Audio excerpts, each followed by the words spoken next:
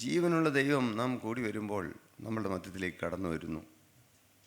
സത്യമായും നമ്മെ സ്നേഹിക്കുന്ന ഒരു ദൈവം, ആ ദൈവം നമ്മളുടെ മധ്യത്തിലേക്ക് കൂടെ കൂടെ കടന്നു വരുന്നു. വിളിച്ചാൽ വിളി കേൾക്കുന്ന ഒരു ദൈവം, പ്രാർത്ഥന കേൾക്കുന്ന ദൈവം, ദിനംതോറും നമ്മെ തൊട്ട് നടത്തുന്ന ജീവനുള്ള ക്രിസ്തു. യേശുക്രിസ്തു ഒരു സത്യമായ യാഥാർത്ഥ്യമാണെന്ന് നാം അനുഭവിച്ചറിയേണ്ടതാണ്. അറിയുന്നവരാണ് ബഹുഭൂരിപക്ഷം ആളുകളും. എങ്കിലും ഞാൻ പ്രാർത്ഥിച്ചാൽ പ്രാർത്ഥന കേൾക്കുന്നൊരു ദൈവമുണ്ട്. അത് നമുക്ക് എന്നും വിശ്വാസമായിരിക്കണം. ഒരു നല്ലവനായ ദൈവം, മനുഷ്യനെ സ്നേഹിക്കുന്ന ദൈവം. നമ്മൾ എത്ര പേര് വാസ്തവമായും വിശ്വസിക്കുന്നുണ്ട് കർത്താവിൻ്റെ രണ്ടാമത്തെ ഏറ്റവും അടുത്ത് വന്നിരിക്കുകയാണെന്ന്? അവസാന കാലഘട്ടത്തിലാണ് നാം വന്നിരിക്കുന്നത്. പേപ്പറിലെ അല്ലെങ്കിൽ ന്യൂസെല്ലാം കാണുമ്പോൾ ഒരു ഏക ലോക നേതാവ് വരാൻ പോവുകയാണ്. എൻ്റെ ജീവിതത്തിൽ ഇന്നും കഴുകി കിട്ടാത്ത ഏതെങ്കിലും പാപങ്ങളുണ്ടോ? ഞാൻ യഥാർത്ഥമായും ക്രിസ്തുവിൻ്റെ മണവാട്ടിയായിട്ടാണോ ജീവിക്കുന്നത്? ഏറ്റവും ചുരുങ്ങിയത് പ്രിയപ്പെട്ട ദൈവമക്കളോടൊരു കാര്യം പറഞ്ഞുകൊള്ളട്ടെ. ഒരു വാക്യം വായിച്ചിട്ട് പറയാം. മീഖ പ്രവാചകന്റെ പുസ്തകം 7-ാം അധ്യായം 18-ാം വാക്യം. മീഖ പ്രവാചകന്റെ പുസ്തകം 7-ാം അധ്യായം 18-ാം വാക്യം. അകൃത്യം ക്ഷമിക്കുകയും തന്റെ അവകാശത്തിൽ ശേഷിപ്പുള്ളവരോട് അതിക്രമം മോചിക്കുകയും ചെയ്യുന്ന നിന്നോട് സമനായ ദൈവം ആരുള്ളൂ? അകൃത്യം ക്ഷമിക്കുകയും തൻ്റെ അവകാശത്തിൽ ശേഷിപ്പുള്ളവരുടെ അതിക്രമം മോചിക്കുകയും ചെയ്യുന്ന നിന്നോട് സമനായ ദൈവം ആരുള്ളൂ? അവൻ എന്നേക്കും കോപം വെച്ചുകൊള്ളുന്നില്ല. ഇന്ന് അനേകരുടെയും ചിന്ത, ദൈവം എന്നോട് കോപിച്ചിരിക്കുകയാണ്, ഞാൻ ഏറ്റുപറഞ്ഞ പാപവും കർത്താവ് ക്ഷമിച്ചിട്ടില്ല. എല്ലാവരുടെയും ചിന്തയല്ലേ ഞാൻ പറഞ്ഞേ. നിങ്ങൾ ചിന്തിക്കൂ പ്രിയപ്പെട്ടവരെ, അകൃത്യം ക്ഷമിച്ചു കളയുന്ന ഒരു ദൈവം, അതിക്രമം മോചിക്കുന്ന ഒരു ദൈവം. താഴേക്ക് വായിക്കൂ. അവൻ എന്നേക്കും കോപം വെച്ചുകൊള്ളുന്നില്ല, ദയയിലല്ലോ അവന് പ്രസാദമുള്ളത്. അവൻ നമ്മോട് വീണ്ടും കരുണ കാണിക്കും, നമ്മുടെ അകൃത്യങ്ങളെ ചവിട്ടിക്കളയും. അവരുടെ പാപങ്ങളെ ഒക്കെയും നീ സമുദ്രത്തിന്റെ ആഴത്തിൽ ഇട്ടുകളയും. പുരാതന കാലം മുതൽ നീ ഞങ്ങളുടെ പിതാക്കന്മാരോട് മതി. പാപം എന്നേക്കുമായി ചവിട്ടിക്കളയുന്നൊരു ദൈവമുണ്ടെന്ന് ഇതൊന്ന് വിശ്വസിക്കാൻ ഇടയായാൽ എന്തൊരു സ്വാതന്ത്ര്യമാണ്. യെശയ്യാ പ്രവാചകന്റെ പുസ്തകം 43:25 കൊണ്ടൊന്ന് വായിക്കാം.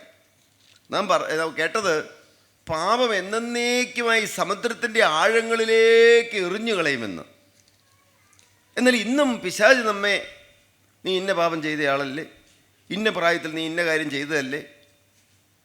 അതുകൊണ്ട് എന്താണ് സംഭവിക്കുന്നത്? നമുക്ക് ആത്മീയമായിട്ട് ഉണർവ് ലഭിക്കാതെ വരുന്നു. എനിക്ക് കർത്താവിൻ്റെ വചനം പറയാൻ യോഗ്യതയുണ്ടോ? എനിക്ക് സാക്ഷ്യം പറയാൻ യോഗ്യതയുണ്ടോ? ഇങ്ങനെ നമ്മുടെ മനസ്സിനെ പലപ്പോഴും കുത്തി മുറിവേൽപ്പിച്ചുകൊണ്ടിരിക്കുന്നു. വായിക്കൂ. എൻ്റെ നിമിത്തം ഞാൻ തന്നെ നിന്റെ അതിക്രമങ്ങളെ മായ്ച്ചു കളയുന്നു. കേട്ടോ, അതിക്രമങ്ങളെ മായ്ച്ചു കളയുമെന്ന്. മായ്ച്ചു കളയുന്ന ദൈവം എപ്പോഴാണ് മായ്ക്കുന്നത്? നിങ്ങളിതൊന്ന് വിശ്വസിക്കണം പ്രിയപ്പെട്ട ദൈവമക്കളെ. ഒരു ബോർഡിലൊരു കാര്യം എഴുതി, അതങ്ങ് മായ്ച്ചു കളഞ്ഞു, വൃത്തിയായിട്ട് മായ്ച്ചു കളഞ്ഞാൽ പിന്നെ അത് കാണുമോ? കാണാൻ കഴിയുമോ? ഇല്ല. എന്നാൽ നമ്മൾ എത്ര പേര് വിശ്വസിക്കുന്നുണ്ട് ഈ സത്യം? നാം വാസ്തവമായി കണ്ണുനീരോടെ ഏറ്റുപറഞ്ഞാൽ എല്ലാം മായ്ച്ചു തരുന്നൊരു ദൈവമുണ്ട്. നിങ്ങളൊന്ന് ചിന്തിച്ചു നോക്കൂ. പലരുമായിട്ട് സംസാരിക്കുമ്പോൾ, പല വ്യക്തികളുമായിട്ട് ഇടപഴകുമ്പോൾ, മിണ്ടുമ്പോൾ അവരുടെ മനസ്സിൽ ഇപ്പോഴും ആ കുറ്റബോധം നിൽക്കുകയാണ്. എന്തുകൊണ്ടാണ് ആ കുറ്റബോധം വരുന്നത്? ഈ വചനത്തിൽ വിശ്വാസമില്ല. ഞാൻ ഒരിക്കൽ ഏറ്റുപറഞ്ഞാൽ കർത്താവ് എന്നേക്കുമായി കഴുകിത്തെന്നുള്ള വിശ്വാസമില്ല. ആ വിശ്വാസം ഇല്ലാത്തതുകൊണ്ട് എന്ത് സംഭവിക്കുന്നു? പിന്നെയും പിന്നെയും ഏറ്റു പറഞ്ഞുകൊണ്ടിരിക്കുന്നു. ഇത് ഞാൻ എത്ര പ്രാവശ്യം ഊന്നി പറഞ്ഞാലും മനുഷ്യ ഹൃദയങ്ങളിലേക്ക് അത് കടന്നു ചെല്ലുന്നില്ല എന്നാണ് വാസ്തവമായും പലരോടും സംസാരിക്കുമ്പോൾ മനസ്സിലാക്കുന്നത്. നിങ്ങളും ചിന്തിക്കൂ, വർഷങ്ങൾക്ക് മുമ്പ് ഒരു തെറ്റ് വന്നു. ആ കാര്യം കർത്താവിൻ്റെ സന്നിധിയിൽ ഏറ്റു പറഞ്ഞു.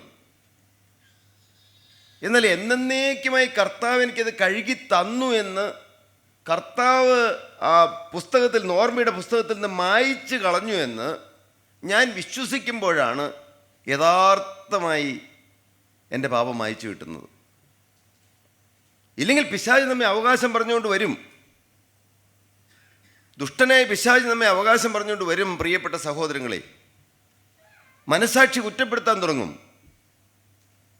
ദുഷ്ടനായ പിശാച് മനസാക്ഷിയോട്, അത് പ്രത്യേകിച്ച് ചിലപ്പോൾ സാക്ഷ്യം പറയാൻ നമ്മൾ എഴുന്നേറ്റ് നിൽക്കുമ്പോൾ, അല്ലെങ്കിൽ ദൈവവേലയ്ക്കായിട്ടൊരു വീട്ടിലേക്ക് പോകുമ്പോൾ, അല്ലെങ്കിൽ ആരോടെങ്കിലും സംസാരിക്കേണ്ട ഒരു സാഹചര്യം വരുമ്പോൾ, ക്രിസ്തുവിനെ വ്യക്തിപരമായിട്ട് സാക്ഷിക്കേണ്ട സാഹചര്യം വരുമ്പോൾ, അപ്പോൾ ഉടനെ എന്നെ പിശാചി കുത്തുതരും. എന്താണ്? ഞാൻ ഇന്ന കാര്യം ചെയ്തയാളല്ലേ, നീ ഇന്ന പാവം ഇന്ന കാര്യത്തിൽ ഇന്ന പ്രായത്തിൽ ചെയ്തിട്ടില്ലേ, എനിക്കത് പറയാൻ എന്താണ് യോഗ്യത? അങ്ങനെ യോഗ്യതയുള്ള ഏതെങ്കിലും ഒരു വ്യക്തി ഇവിടെ വന്നിരിക്കുന്നുണ്ടെന്ന് ഞാൻ കരുതുന്നില്ല. എന്ത് യോഗ്യത?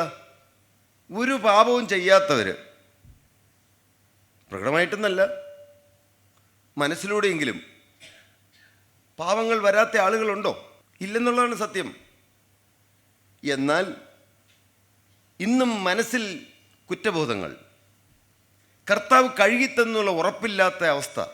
കൊലോസ്യ ലേഖനം 2-13-15 വരെ ഒന്ന് വായിക്കാമോ? അതിക്രമങ്ങളിലും നിങ്ങളുടെ ജഡത്തിന്റെ അഗ്രചർമ്മത്തിലും മരിച്ചവരായിരുന്ന നിങ്ങളെയും അവൻ അവനോടുകൂടെ ജീവിപ്പിച്ചു.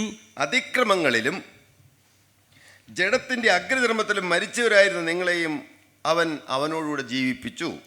അതിക്രമങ്ങളൊക്കെയും നമ്മോട് ക്ഷമിച്ച്. അതിക്രമങ്ങളൊക്കെയും നമ്മോട് ക്ഷമിച്ചു. ഞാൻ പറയുന്നത് നിങ്ങൾക്ക് മനസ്സിലാവുന്നുണ്ടെന്ന് എൻ്റെ ചിന്ത. എല്ലാം ക്ഷമിച്ചു തന്നു എന്ന്.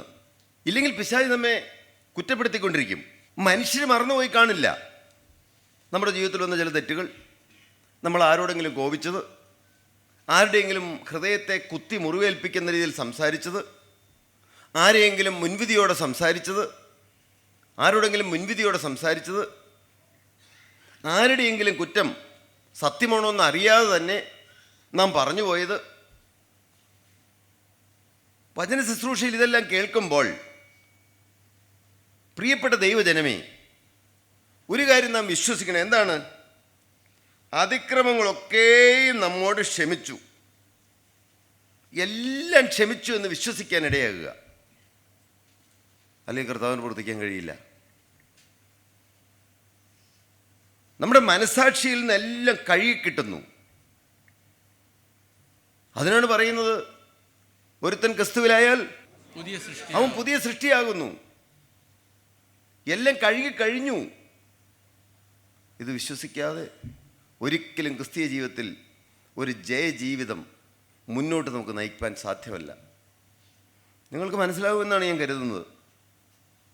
ഒരിക്കൽ ഞാൻ ഏറ്റു പറഞ്ഞു, എത്ര കഠിനമേറിയ പാപം ചെയ്തെന്നിരിക്കട്ടെ, മനുഷ്യ ചിലപ്പോൾ മറന്നു പോകുമോ? അത് മറക്കുന്നിരിക്കില്ല.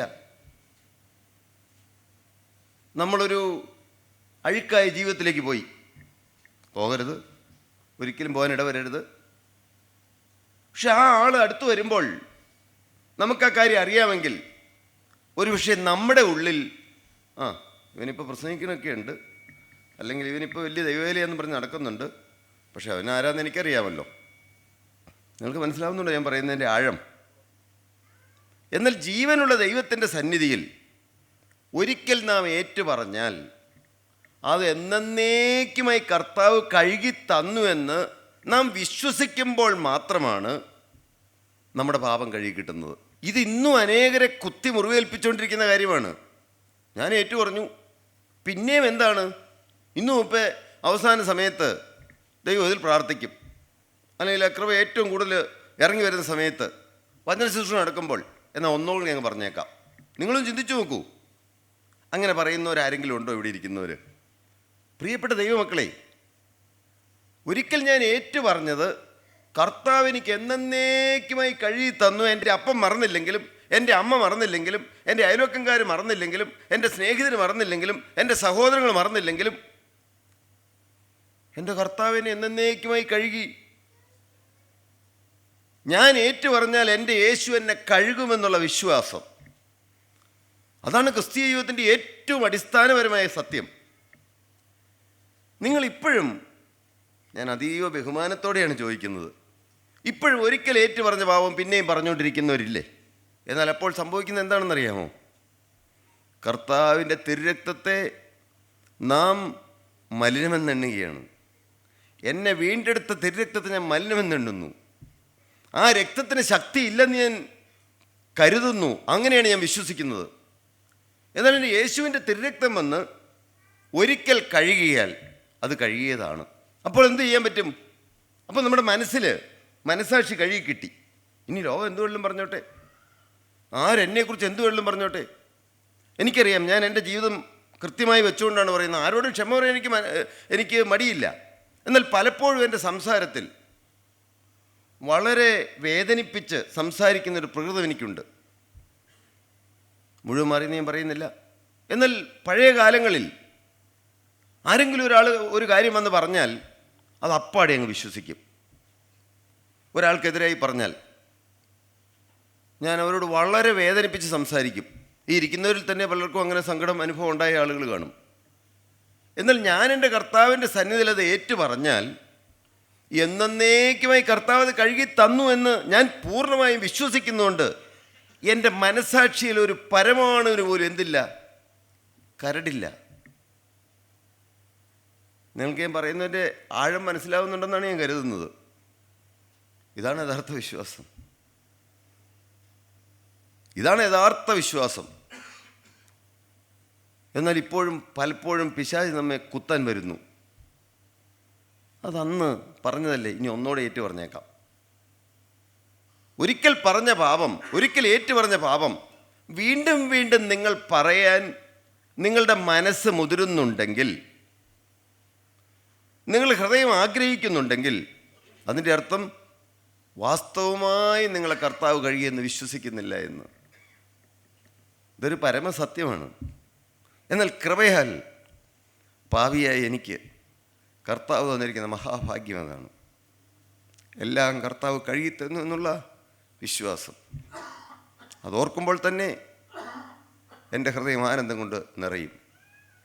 എല്ലാം കഴുകിത്തരുന്ന ക്രൂശിലെ സ്നേഹം എല്ലാം കഴുകിത്തരും. പ്രിയപ്പെട്ട ദൈവമക്കളെ, ഏതെല്ലാം കെടുതികൾ, എന്തെല്ലാം അതിക്രമങ്ങൾ, എന്തെല്ലാം അകൃത്യങ്ങൾ ജീവിതത്തിൽ വന്നെങ്കിലും എല്ലാം കഴുകിത്തരുന്ന ദൈവം.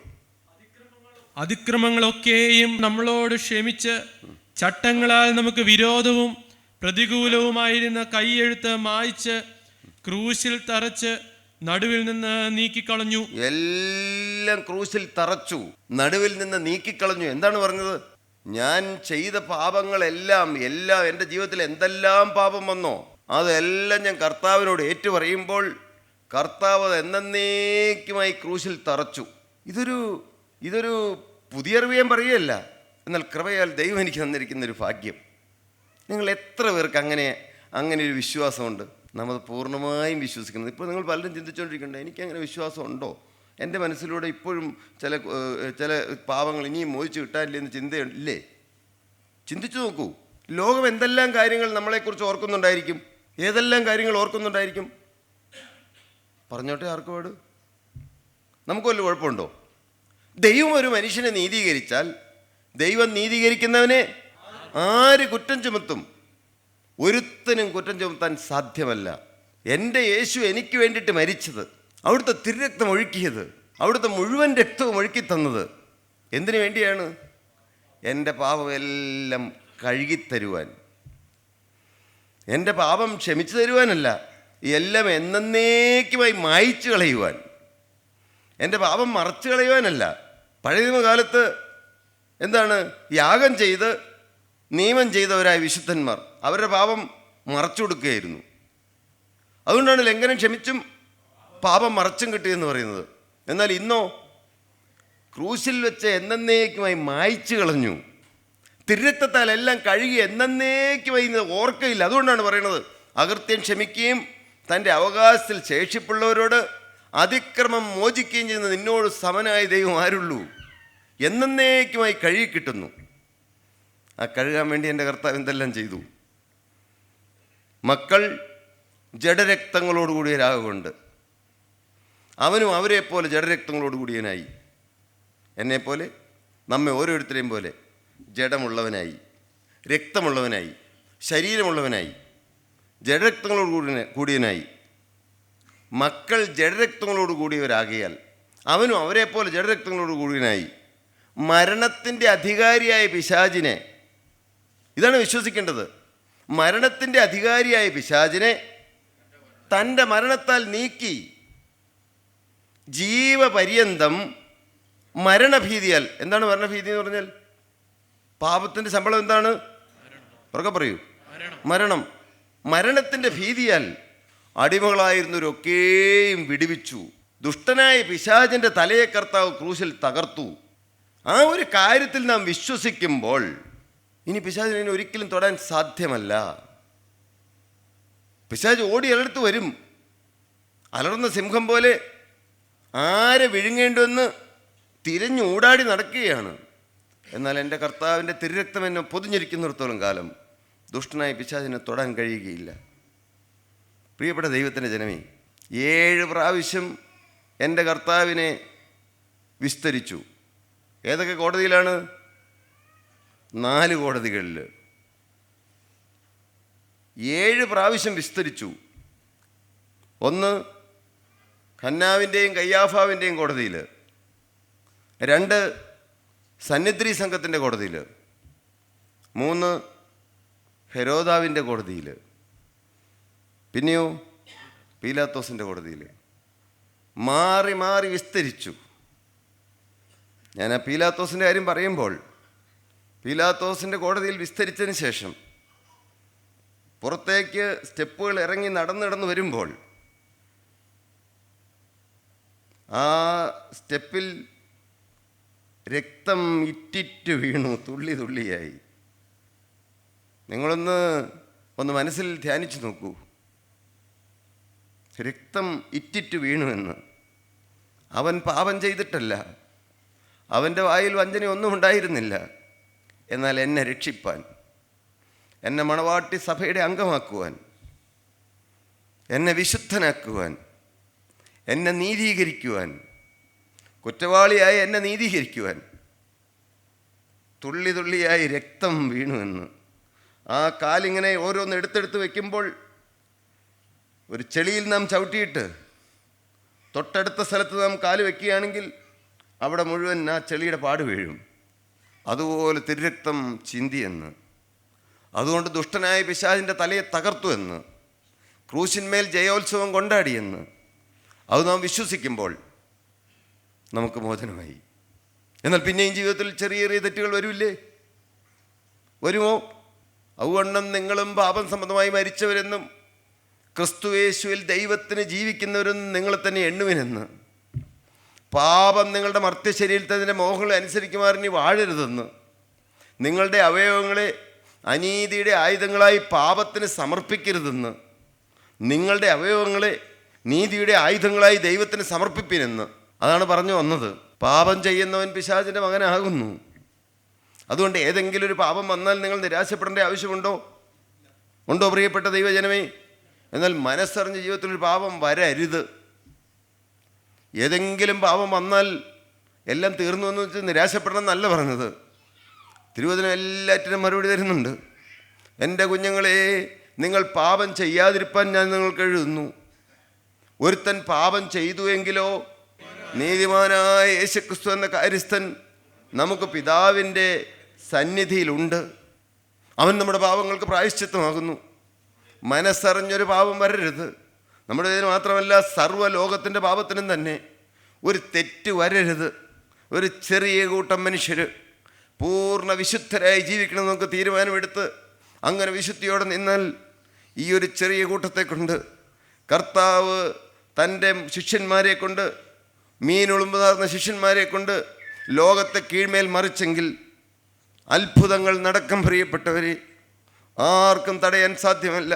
ഇത് അന്ത്യകാലമാണെന്നെല്ലാം പറഞ്ഞു കഴിഞ്ഞാൽ പലരും എന്താണ് പറയുന്നത്, ചിന്തിക്കുന്നത്, അത് 2000 കൊല്ലം മുമ്പ് ബൈബിളിൽ കർത്താവ് ജീവിച്ച കാലം മുതൽ, കർത്താവ് ഈ മരിച്ച് ഈ ഭൂമിയിൽ നിന്ന് മാറ്റപ്പെട്ടതിന് ശേഷം അപ്പോൾ മുതൽ പറയുന്നതല്ലേ അന്ത്യകാലമാണെന്ന്. എന്നാൽ ഇത്രയും കാലമായിട്ട് ക്രിസ്തു വന്നില്ലല്ലോ എന്ന്. എന്നാൽ ലോകത്തിൻ്റെ ലക്ഷണങ്ങളെല്ലാം വിളിച്ചറിയിക്കുകയാണ്. അവസാന നാളിലേക്ക് നാം അടുത്തുകൊണ്ടിരിക്കുകയാണ്. ഇതൊരു പരമസത്യമാണ് പ്രിയപ്പെട്ടവരെ. ഞാൻ ഏത് സമയത്തും ഈ ഭൂമിയിൽ നിന്ന് മാറ്റപ്പെട്ടാൽ, അഥവാ എൻ്റെ കർത്താവ് രണ്ടാമത് വന്നാൽ, ഞാൻ ഒരിക്കലും തള്ളപ്പെടാൻ ഇടവരരുത്. ഒരു തെറ്റ് ജീവിതത്തിൽ വന്നാൽ ഒരു കാരണവശാലും അത് വെച്ചുകൊണ്ട് പോകരുത്. എന്നാൽ ഒരിക്കലും നിരാശപ്പെടേണ്ട ആവശ്യമില്ല. കാരണം എന്താണ്? നമുക്കുള്ള മഹാപുരോഹിതൻ നമ്മുടെ ബലഹീനതകളിൽ, ഉറക്കെ പറഞ്ഞോളൂ, കഴിയാത്തവനല്ല, പാപമൊഴികെ സർവത്തിലും നമുക്ക് തുല്യമായി പരീക്ഷിക്കപ്പെട്ടവനത്രേ നമുക്കുള്ളത്. പാപമൊഴികെ സർവത്തിലും നമുക്ക് തുല്യനായി പരീക്ഷിക്കപ്പെട്ടവനത്രേ നമുക്കുള്ളത്. തൊട്ടടുത്ത വാക്കെന്താണ്? അതുകൊണ്ട് നിങ്ങൾ ഒരിക്കലും നിരാശപ്പെട്ടിരിക്കരുത്. തീരുമാനമെടുത്തു, കൈ ഉയർത്തി, ഇനി ഒരിക്കലും തെറ്റ് വരില്ല തീരുമാനം എടുത്തുന്നിരിക്കട്ടെ.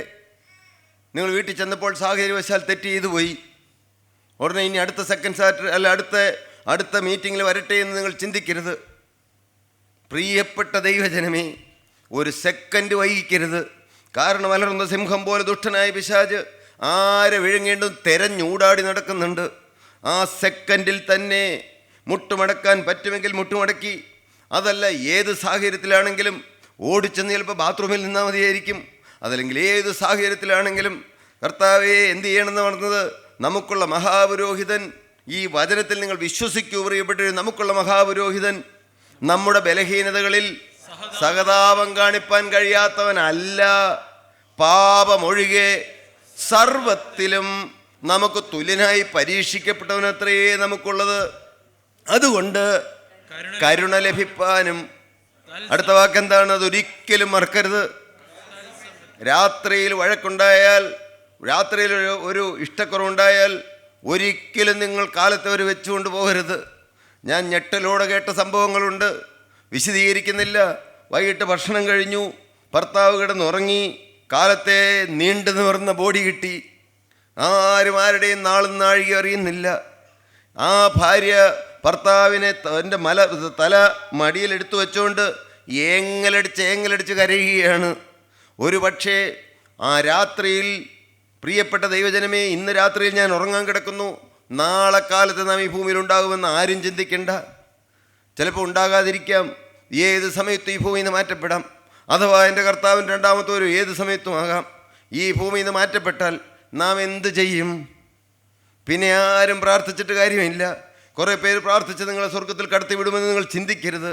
നമുക്കുള്ള മഹാപുരോഹിതൻ നമ്മളുടെ ബലഹീനകളിൽ സഹതാപം കാണിപ്പാൻ കഴിയാത്തവനല്ല, പാപം ഒഴികെ സർവത്തിലും നമുക്ക് തുല്യനായി പരീക്ഷിക്കപ്പെട്ടവനത്രേ നമുക്കുള്ളത്. അതുകൊണ്ട് കരുണ ലഭിപ്പാനും, അടുത്ത വാക്കെന്താണ്? ഒരിക്കലും മറക്കരുത്. തൽസമയത്ത് സഹായത്തിനുള്ള കൃപ പ്രാപിപ്പാനുമായി നാം ധൈര്യത്തോടെ കൃപാസനടുത്ത് ചെല്ലുക, ക്രൂശിലേക്ക് നോക്കുക, ആ തിരുരക്തത്തിൽ ആശ്രയിക്കുക, തിരുരക്തത്തിൽ വിശ്വസിക്കുക. കർത്താവെല്ലാം കഴുകി തന്നു എന്ന് ഉറപ്പ് വരാതെ ഒരു കാരണവശാലും കിടക്കരുത്. കാരണം ആ ജീവൻ്റെ വില എന്താണ്? ആത്മാവിൻ്റെ വില എന്താണ്? കളിയല്ല പ്രിയപ്പെട്ട ദൈവമക്കളെ ക്രിസ്തീയ ജീവിതം. ഒരിക്കലും ഒരു സെക്കൻഡ് പോലും ഇനി വൈകരുത്. ഒരു പാപവും നമ്മുടെ ജീവിതത്തിൽ വരരുത്. ആര് നമ്മളെ പ്രകോപിപ്പിച്ചാലും, ആരെല്ലാം എന്തെല്ലാം നമുക്കെതിരെ പറഞ്ഞു വരുത്തിയാലും, എന്തെല്ലാം മുൻവിധിയോട് സംസാരിച്ചാലും, ഏതെങ്കിലും ഒരു തെറ്റ് വന്നുപോയി എങ്കിൽ അപ്പോൾ തന്നെ തിരുത്തിക്കൊള്ളണം. നാളെ ആകട്ടെ എന്ന് ചിന്തിക്കരുത്. കാരണം നമുക്കങ്ങനെ ചിന്തിപ്പാൻ സാധ്യമല്ല. അതുകൊണ്ട് ഇന്നൊരു വ്യക്തമായ തീരുമാനം, ഇന്ന് കർത്താവേ, ഞാനൊരു പുതിയ സൃഷ്ടിയായി ഇന്ന് ഇവിടുന്ന് എഴുന്നേറ്റ് പോകും. അവിടുത്തെ തിരുരക്തത്താൽ ഞങ്ങളെ കഴുകി പുതിയ സൃഷ്ടിയുടെ അനുഭവത്തിലാക്കി പറഞ്ഞയക്കണമെന്ന്.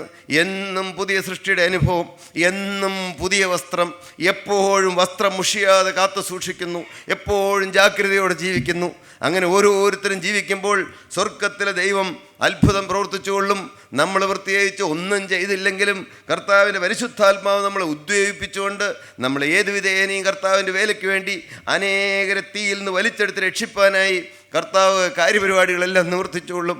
നാം വിശുദ്ധരായി നിന്നാൽ മതി. അതുകൊണ്ട് ഒരു കാരണവശാലും നാം അലസരായി ഇരിക്കരുത്. അനേകരെ തീയിൽ നിന്ന് വലിച്ചെടുത്ത് രക്ഷിക്കാനുള്ള ഉത്തരവാദിത്വം നമുക്കുണ്ട്. അതുകൊണ്ട് ഇന്നൊരു പുതിയ തീരുമാനത്തോടെ പോകണം.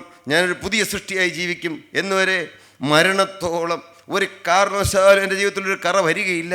വന്നാൽ അപ്പോൾ തന്നെ കർത്താവിൻ്റെ തിരുരക്തത്താൽ കഴുകി കിട്ടിയെന്നുള്ള ഉറപ്പ് പ്രാപിക്കാതെ ഞാൻ ഒരു സ്റ്റെപ്പ് പോലും മുമ്പോട്ട് വയ്ക്കുകയില്ല എന്നുള്ള തീരുമാനത്തോടെ നിങ്ങൾ നിൽക്കൂ. പിന്നെ നാം മഹത്വപ്പെടുവാനിടയാകട്ടെ.